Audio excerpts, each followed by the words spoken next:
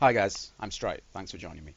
Today I want to record a short video explaining to you guys a little bit about what Worlds Adrift is. Now I know a lot of you guys who are checking out my channel, who've been watching some of my recent vids, you already have a good understanding of what Worlds Adrift actually is. Nevertheless, I am seeing some comments on my videos asking about the game, asking what it is, and I think this is a good time ahead of Beta Wave 2 to answer some of those questions. And if you haven't already heard, Bossa did announce earlier today that the second wave of beta keys will be going live on Steam and on the official Worlds Drift website at 6 p.m. BST today, which is roughly 30 minutes or so from the time I hope to get this video on YouTube, give or take. So, what is Worlds Adrift? Well, Worlds Drift is a physics-based sandbox MMO from British development team Bossa Studios. Now, Bossa's previous works include Surgeon Simulator and I Am Bread. Uh, they're sort of physics-based single-player titles. Very derpy, very gimmicky, but quite fun nonetheless. Worlds Drift is massively more ambitious than those games. That's not to knock Boss's previous work; they're great games in their own right. Nevertheless, Worlds Drift is on a different level, and I'm sure Bossa would say the same actually. Um, so the only thing that Worlds Drift really has in common with Boss's previous works is the physics. Everything else is much more ambitious. So it is an MMO. It's not an MMORPG. There are light role-playing elements insofar as you can, unlock things for your character, find schematics to upgrade your ship, and that kind of thing. But nonetheless, I want to stress that it's not an RPG. There's no tab target combat. There's no great deal of die rolls going on behind the scenes. Determining whether you get crits or that kind of thing. It is fundamentally a physics-based exploration game.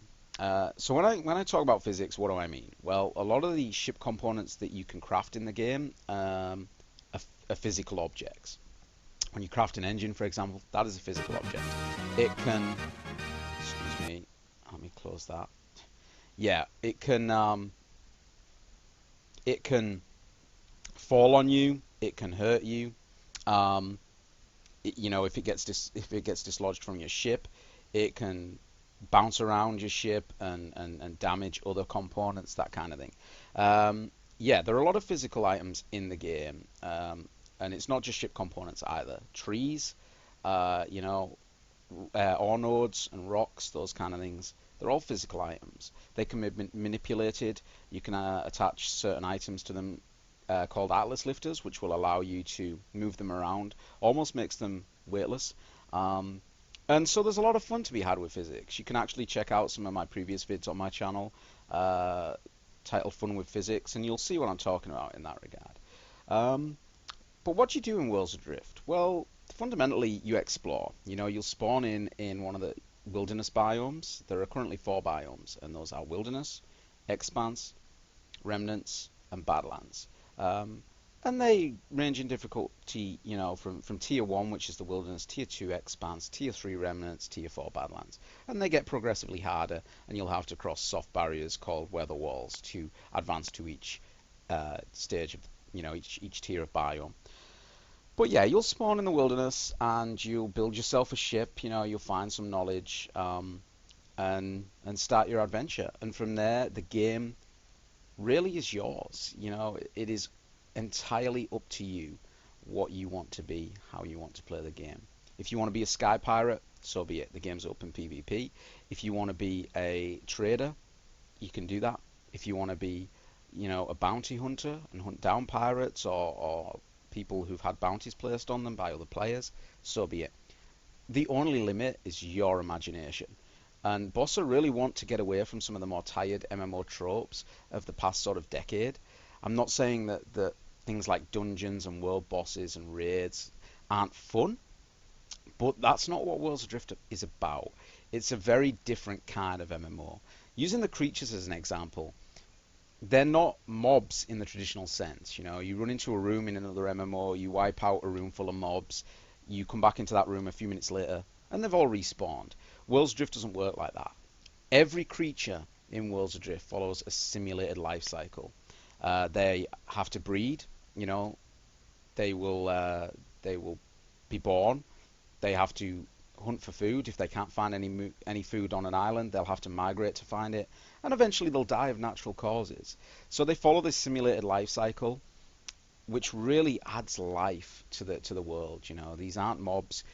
You know, you can kill them, but yeah, it really just breathes life into the world. Other than that, there's not really much to say without spoiling the entire experience. There are no in-game maps currently. There is a mechanic in the works that will allow us to map the world ourselves, but there's nothing stopping people already doing that, and groups of players are already working on world maps. But there's nothing in game like a map with fog of war that will unveil it, you know, the more you discover or anything like that. We we are very much frontiermen. You know, we are the cartographers of this world. We are the inhabitants of this shattered world, and it's entirely up to us what we do with it. And so it really is a player-driven sandbox, unlike any other. Um, and you build airships, you know. But yeah, that about sums up Worlds Adrift. If you have any questions, anything else you'd like to know about the game, anything you don't feel I've covered very well in this video, please do leave a comment. I do try and respond to all my comments. I also stream the game daily over on Twitch, so you can find me over, on there at twitch.com slash, no, sorry, twitch.tv/strite. And you can get me, hit me up on Twitter as well, twitter.com/therealstrite.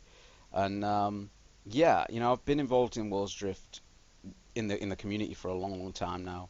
There's not much I don't know, and even if I don't know the answer to a particular question, there's a good chance that somebody I know will. I do hang out with a lot of the vets as well. So I hope this has been informative for you. The next wave of beta keys is due to go live on Steam and on the official Worlds Drift website in and by the time I've uploaded this to YouTube, it'll be roughly 20 minutes or so. So yeah, good luck. I hope to see you in the skies soon. And if you do have any queries, let me know. Thanks, guys, and I hope to see you soon. Bye bye for now.